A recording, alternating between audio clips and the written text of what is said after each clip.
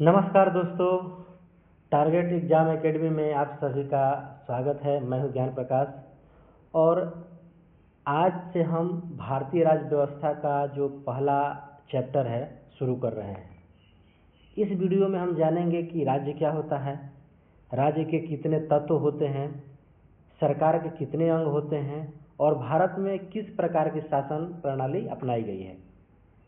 आपका जो है टॉपिक है, आपको यूपीएससी, बीपीएससी, एसएससी और रेलवे और बिहार पुलिस जैसे सभी जो परीक्षा हैं उसके लिए बहुत महत्वपूर्ण है। तो आप वीडियो के अंत तक बने रहें। तो शुरू करते हैं आज की भारतीय राज्य व्यवस्था। ठीक है, अब इसके परिचय में समझते हैं क्या है। एक बताइए, राज्य क्या है? राज्य क्या है? एक बात बताइए, अगर किसी जगह पर लोग हों लेकिन सरकार न हो तो क्या उसे राज्य कहेंगे? अगर किसी जगह पर लोग हों यानी कि जनता है लेकिन सरकार न हो तो क्या उसे राज्य कहेंगे? नहीं। किसी भी राज्य के बनने के लिए 4 चीज आवश्यक है। क्या है? 4 चीज आवश्यक है। क्या क्या आपको चाहिए उसके लिए? निश्चित भूभाग, ठीक है, निश्चित भूभाग चाहिए, जनसंख्या चाहिए, सरकार चाहिए और संप्रभुता चाहिए। ठीक है, तो समझते हैं कि इसमें अब है क्या। तो राज्य क्या है, राज्य के तत्व क्या है, शासन के अंग क्या है और शासन प्रणाली क्या है। तो हम इसके बारे में जैसे जैसे स्लाइड आते जाएगा आपको हम बताते जाएंगे। इसके बाद आता है कि आज क्या हम सीखेंगे कि राज्य की अवधारणा क्या है, उसका कंसेप्ट क्या है कि राज्य क्या है। अब राज्य के जो तत्व बताए थे, 4 तत्व कौन से? निश्चित भूभाग, जनसंख्या, सरकार और संप्रभुता। अब है कि सरकार के 3 अंग कौन कौन से हैं? कौन कौन से हैं? तो विधायिका, कार्यपालिका, न्यायपालिका। ठीक है। अब है कि शासन प्रणाली किस तरह का है। शासन प्रणाली से मेरा कहने का मतलब है कि आमतौर पर 2 तरह का पाया जाता है, जिसमें एक आता है, आपको ध्यान दीजिए, आमतौर पर 2 तरह का आज के समय में। कौन कौन? जो पहला है आपको शासन प्रणाली क्या है, जो राष्ट्रपति होता है, सब कुछ होता है, और दूसरा होता है प्रधानमंत्री। ठीक है, राष्ट्रपति वहाँ भी होता है लेकिन नाम मात्र का होता है। फिर आता है संघीय और एकात्मक शासन। तो इसके बारे में हम विस्तार से आगे पढ़ेंगे। तो अब आता है कि राज्य क्या है। जैसा कि मैंने पहले बताया था कि राज्य के लिए आपको 4 चीज आवश्यक है। तो राज्य जो है एक राजनीतिक संगठन है जिसके पास क्या हो? निश्चित भूभाग, जनसंख्या, सरकार और संप्रभुता। ठीक है, तो हम याद क्या रखना है कि राज्य के कितने तत्व है? 4। कितने? 4। कौन कौन? निश्चित भूभाग, जनसंख्या, सरकार और संप्रभुता। आगे बढ़ते हैं। देख लिए राज्य के 4 तत्व कौन? भूभाग, जनसंख्या, सरकार और संप्रभुता। बिल्कुल आप याद करते जाइए एकदम, आपको दोबारा पढ़ने की आवश्यकता न पड़े। इसके लिए मैं थोड़ा आपको ट्रिक बताऊंगा। क्या? भू प्लस जन प्लस सरकार प्लस संप्रभुता। क्या है? भूजन, सरकार, संप्रभुता। क्या है? भूजन, सरकार, संप्रभुता। आगे बढ़ते हैं। अब सरकार के 3 अंग कौन कौन से हैं? विधायिका, कार्यपालिका और न्यायपालिका। अब एक विधायिका क्या है? तो जो विधायिका आपका है वो क्या करती है? कानून बनाती है। विधायिका से मतलब है संसद। हमारे यहाँ संसद के 2 सदन है, कौन? लोकसभा और राज्यसभा। तो कोई विधेयक जो पारित होता है वो दोनों सदनों से पारित होना चाहिए। यानी कि धन विधेयक को छोड़कर बाकी किसी भी प्रकार का यदि विधेयक होता है तो उसमें दोनों सदनों का सहमति है आवश्यक होता है। उसके बाद राष्ट्रपति साइन करते हैं, उसके बाद वो क्या पता है, विधेयक कानून बन जाता है। ठीक है, तो विधायिका क्या करती है? कानून बनाती है। कार्यपालिका यानी सरकार क्या करती है? उसे लागू करती है। एग्जाम्पल के लिए, जैसे कोई सरकार नियम बनाती है कि हमको पेड़ को नहीं काटना है, वनों को नहीं काटना है, तो ये जो संसद कानून बना देती है, लेकिन इसको लागू करने का कार्य क्या कौन करते हैं? सरकार करता है। ठीक है। तीसरा है न्यायपालिका। न्यायपालिका मतलब court, high court, lower court, supreme court. तो न्यायपालिका क्या करती है? न्यायपालिका न्याय देती है और संविधान की रक्षा करती है।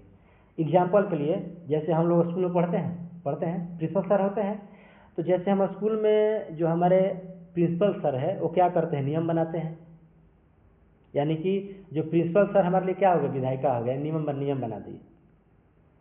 शिक्षक उन्हें क्या करते हैं, लागू करते हैं। ठीक है। और जो अनुशासन समिति होती है वो क्या करती है, वह विवाद को सुलझाती है। यानी प्रिंसिपल सर क्या हो गए हमारे, विधायिका। टीचर सर क्या हो गए, सब टीचर सर कार्यपालिका। और जो अनुशासन समिति हो गया वो क्या हो गया, मेरा न्यायपालिका। समझ गए आप। तो इस तरह से एक कानून बनाता है, दूसरा उसको लागू करता है, तीसरा उसका संरक्षण करता है, यानी बचाव करता है। जैसे मौलिक अधिकार हमें संविधान ने दिया है तो उसकी रक्षा कौन करता है, सुप्रीम कोर्ट। आप किसी भी केस में किसी भी तरह का बात हो तो आप लोअर कोर्ट, हाई कोर्ट जाते हैं, लेकिन मौलिक अधिकार से संबंधित किसी भी तरह का जो केस होता है सीधे आप कहाँ दायर कर सकते हैं, सुप्रीम कोर्ट में। ठीक है। नेक्स्ट आते हैं हम, विधायिका का कार्य क्या है। जो विधायिका का क्या कार्य है, तो इसमें है पहला कानून बनाना, बजट पारित करना, सरकार पर नियंत्रण। देखिए कानून आप बना दिए, संसद कानून बना दिया, तो उस कानून को जो है लागू कौन करता है, सरकार करता है। उसके बाद क्या होता है, बजट पारित करना, कि देश में कितना बजट से हमारा जो एक साल का होता है वित्तीय वर्ष में कितना पैसा आवंटित करें ताकि मेरे देश का समग्र विकास हो। ठीक है। अब आता है सरकार पर नियंत्रण। तो विधायिका शब्द में ऐसा लगता है कि विधेयक जो भी पास करते हैं वो सरकार, नहीं। जैसा कि मैंने बताया था, विधायिका आपको हो गया संसद। तो संसद के आपको दो सदन होते हैं, लोकसभा और राज्यसभा। तो ऐसा थोड़े है कि जो संसद में, लोकसभा और राज्यसभा में सिर्फ सरकार के ही व्यक्ति बैठते हैं, नहीं। उसमें सरकार के साथ साथ जो विपक्षी पार्टी है वो भी बैठती है। तो क्या करती है, उस तरह सरकार पर नियंत्रण करती है। जैसे कोई बिल पारित करता है और पारित कर दिया, उसको कानून को लागू नहीं कर रहा है, तो विपक्ष क्या करता है, प्रदर्शन की मदद से, संसद की मदद से वो क्या करता है, उसका विरोध करता है, सरकार पर दबाव बनाता है। तो इस तरह से क्या विधायिका कानून बनाने के साथ साथ सरकार पर नियंत्रण भी करता है। ठीक है। नेक्स्ट आते हैं कार्यपालिका।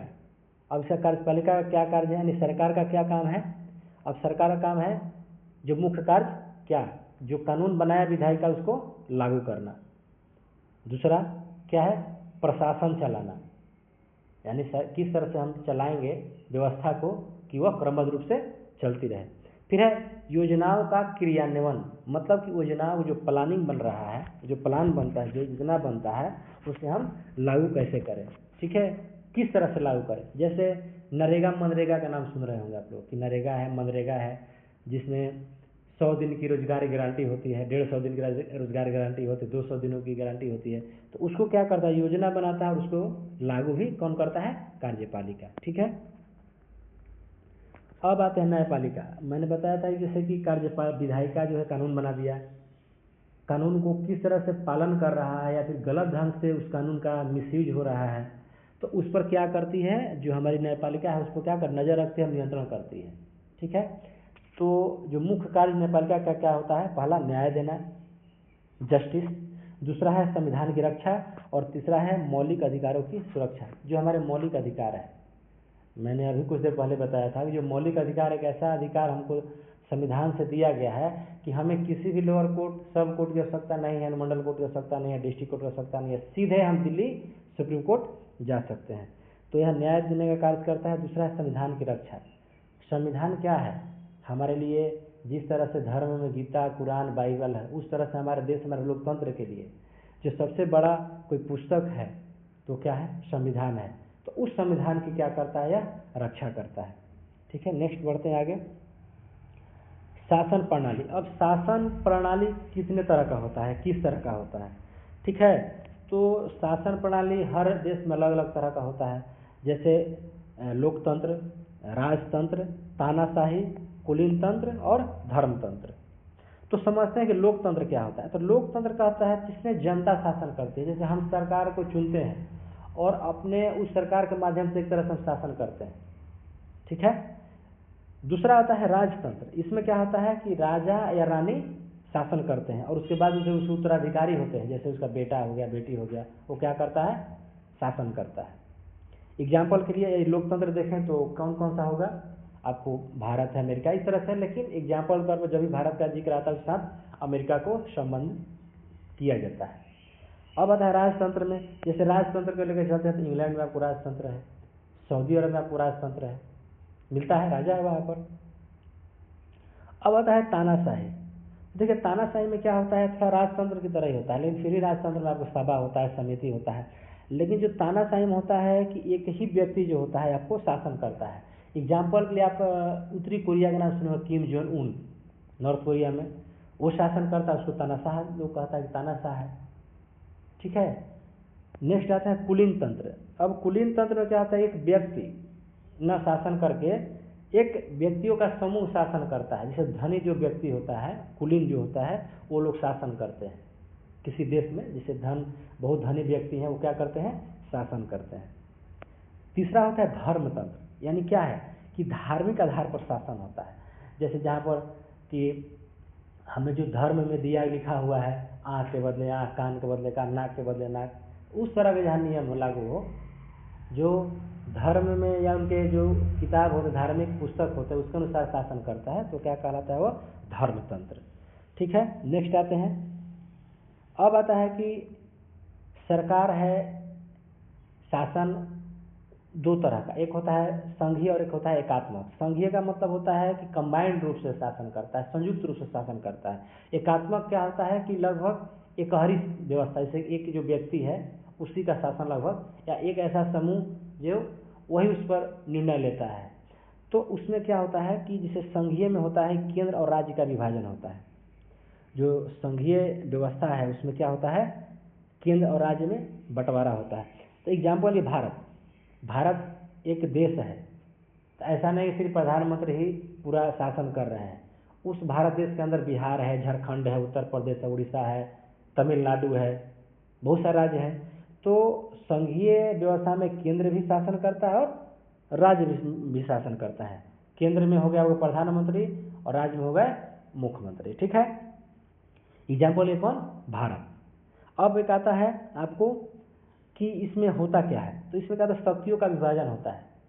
यानी केंद्र सरकार पर शासन कौन करेंगे, कौन, राष्ट्रपति के माध्यम से प्रधानमंत्री, और राज्य में कौन करेंगे, राज्यपाल के माध्यम से मुख्यमंत्री, ठीक है। राज्यपाल जो होते हैं क्या होते हैं, एक प्रतीकात्मक पद है, उसी के जो मुख्यमंत्री होते हैं मंत्रिमंडल के सलाह से कार्य करते हैं। अब आता है कि एकात्मक क्या है, तो अधिक शक्ति जो होता है केंद्र के पास होता है। एग्जाम्पल के ब्रिटेन में क्या है कि वहाँ भी राज्य है, ऐसा बात नहीं है, लेकिन जो उसका सबसे ज़्यादा शक्ति होता है वो किसके पास होता है, केंद्र के पास होता है।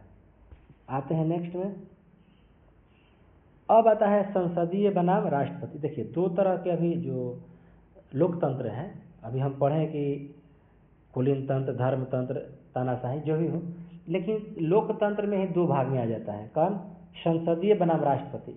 तो जो संसदीय व्यवस्था होती है, जो संसदीय सरकार होती है, वहाँ पर जो प्रधानमंत्री होता है वो प्रमुख होता है, मतलब हेड। जैसे भारत हमारा हो गया, भारत में क्या है, राष्ट्रपति होते हैं, लेकिन सारा जो निर्णय होता है, नीतिगत निर्णय कौन लेता है, प्रधानमंत्री।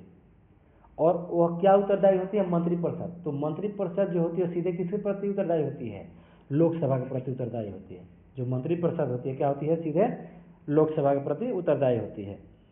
तो एग्जाम्पल सबसे बेहतर कौन होगा, हमारा भारत, क्योंकि विश्व का सबसे बड़ा लोकतंत्र कौन है, भारत। और विश्व का सबसे पुराना लोकतंत्र किसको माना कहा जाता है आधुनिक काल में, अमेरिका को, ठीक है। अब आता है राष्ट्रपति। तो राष्ट्रपति जो अध्यक्षात्मक सरकार होता है, राष्ट्रपति जो सरकार जहाँ रहता है तो उसको अध्यक्षात्मक कहते हैं, और जो प्रधानमंत्री कहा तो उसको क्या कहते हैं, संसदीय। तो इसमें क्या होता है कि राष्ट्रपति प्रमुख होता है, सर्वे सर्वा होता है, उसका कार्यकाल क्या होता है, निश्चित कार्यकाल है। जैसे अमेरिका, जैसे डोनाल्ड ट्रंप बने हैं तो उनका है कि 4 साल एकदम फिक्स है। वहाँ का जो मंत्रिमंडल जो होता है का स्थिति इस तरह का होता है जिस तरह से हमारे यहाँ विदेश मंत्री, ठीक है, हमारे यहाँ आपको गृह मंत्री, हमारे यहाँ आपको रक्षा मंत्री। तो वहाँ पर जो होते हैं वहाँ पर ऐसे नहीं कहलाते हैं, वहाँ पर सेक्रेटरी कहलाते हैं। जैसे हमने होते हैं होम सेक्रेटरी, फाइनेंस सेक्रेटरी, ठीक है, आपको विदेश सचिव होते हैं। उस तरह के जो वहाँ के व्यवस्था है सरकार का, उस तरह का है कि जो हमारे यहाँ सचिव का वैल्यू होता है वही वहाँ का जो मंत्री जैसे होता है, गृह मंत्री जो होता है आपको, विदेश मंत्री, रक्षा मंत्री, उस तरह का वहाँ स्थिति होता है। कहाँ? अमेरिका में। नेक्स्ट है, अब है जो हमारे परीक्षा के लिए महत्वपूर्ण तथ्य हैं, हमने सीखा। अब प्रश्न क्या हो सकते हैं? तो प्रश्न हो सकता है कि राज्य के 4 तत्व, सरकार के 3 अंग, संप्रभुता क्या है, भारत किस प्रकार शासन अपनाता है। ठीक है, तो ये जो है आपको क्या है, यह क्वेश्चन है, यह आ सकता है। तो आपको क्या है, इस पर एकदम बिल्कुल माइंड को एकत्रित करके इस पर कार्य करना है। ठीक है, यानी राज्य के कितने तत्व हैं? 4 तत्व हैं। सरकार के कितने 4 तत्व बताए थे, कौन कौन से हैं बताइए, याद है कि भूल गए फिर? निश्चित भूभाग पहला, दूसरा जनसंख्या, तीसरा सरकार और चौथा संप्रभुता। सरकार के 3 अंग कौन कौन? विधायिका, कार्यपालिका, न्यायपालिका। संप्रभुता क्या है कि किसी देश का शासन, किसी राज्य का शासन, किसी राष्ट्र का शासन किसी बगैर बाहरी दबाव के कार्य करे, वो क्या है? संप्रभुता। भारत किस प्रकार का शासन अपनाता है? कौन सा है? कौन है? लोकतंत्र है। और कौन सा प्रणाली है? संसदीय। ठीक है, अब है संसदीय प्रणाली का उदाहरण, जहाँ पर संसद सर्वोच्च होता है, जहाँ जो संसद होता है उसी के अधीन चुने हुए जो प्रमुख होते हैं, वह जो होते हैं वास्तविक प्रमुख होते हैं। तो कौन सा है? भारत। भारत में राष्ट्रपति होते हैं, लेकिन वास्तविक ताकत किनके पास होती है? वास्तविक सत्ता प्रधानमंत्री के पास। तो इस तरह से हमारा आज का क्या हुआ, क्लास क्या हुआ, समाप्त होता है। तो हम क्या क्या जाने, आज रिकैप देख लेते हैं। क्या? राज्य के बारे में जाने, राज्य के तत्व जाने, सरकार के अंग जाने, शासन प्रणाली जाने, संघीय और एकात्मक क्या होता है उसको जाने, और संसदीय और राष्ट्रपति क्या होता है उसको जाने। तो इस तरह से आज का जो क्लास होता है समाप्त होता है। ठीक है, यदि क्लास पसंद आया हो तो लाइक करें, सब्सक्राइब करें और दोस्तों के साथ शेयर करें। यदि किसी भी प्रकार का समस्या हो या क्लास में किसी प्रकार का त्रुटि हो या किसी सुझाव हो तो आपका हार्दिक स्वागत है कि आप कमेंट सेक्शन में उसके बारे में लिख सकते हैं। तो इस तरह से आज का क्लास समाप्त होता है। आपने काफ़ी शिद्दत के साथ मेरा क्लास सुना, इसके लिए बहुत बहुत धन्यवाद। मिलते हैं नेक्स्ट क्लास में। ठीक है, तब तक लिए धन्यवाद।